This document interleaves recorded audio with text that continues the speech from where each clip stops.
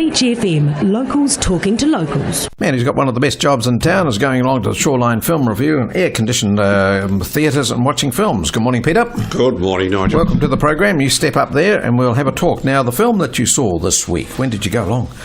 I went along yesterday. Right. I went along to see The Man Who Invented Christmas. Oh, that's and I sat in the cinema with it. Well, there were two of us in the cinema yesterday afternoon, and I did wonder why on earth so few people had turned up to see what turned out to be a very, very good film. Good. Well, you're one of the guinea pigs to go along and let us know, and now we've all got to go. Indeed. Yes. Tell us what it's about.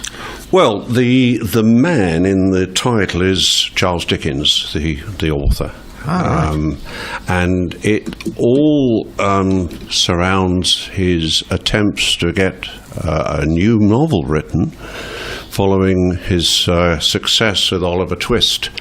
And that was a huge success, but that was unfortunately followed up by 3 flops. Oh, right. And he was running out of money. Yes. And he was attempting to get a new novel going. And the difference between this and other versions of A Christmas Carol, which is the novel we're talking about, is that rather than involving purely the characters in the book itself, it actually involves Dickens himself playing alongside his characters as the film progresses. People like Ebenezer Scrooge, yes, Jacob Marley, and all the ghosts of Christmas past, present and future. So, it's all about Christmas. It is. And the actors in that, who were the actors? Well, Dan Stevens, who probably is better known for Downton Abbey and The Beast in yes. Beauty and the Beast, yep, plays Charles Dickens. And along with that, there are characters such as Christopher Plummer, who plays Scrooge. Well, I could imagine that. Yes. And Jonathan Pryce, who actually plays his father. That's Charles Dickens' father. Bit of a ne'er-do-well character, but nonetheless a brilliant performance from Pryce. So it's well worth going to see by the sounds of it. I would certainly recommend it. A children's film, is it?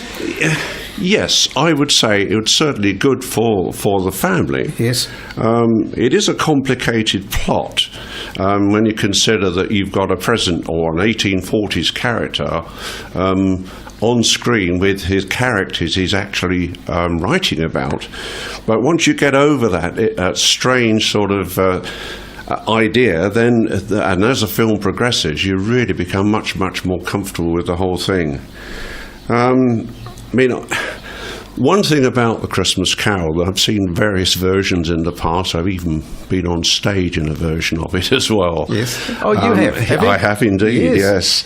But it does invoke a feel-good factor, and coming as it does, about 3-4 weeks before Christmas, then it's pretty well timed, I would say. Christmas trees and all that in it, is there? Very much so. What about a bit of snow? Any snow? No. Yeah, it's on screen, but not here. Yeah, that's what I mean. So it brings a feeling of Christmas into it. Yeah, right. Indeed it does. So we should go along and see it by the sounds of it. Highly recommended. Good. Highly recommended. Okay, out of 10?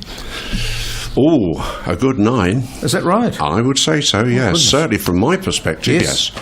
That's what we want to hear. 106.3 Beach FM.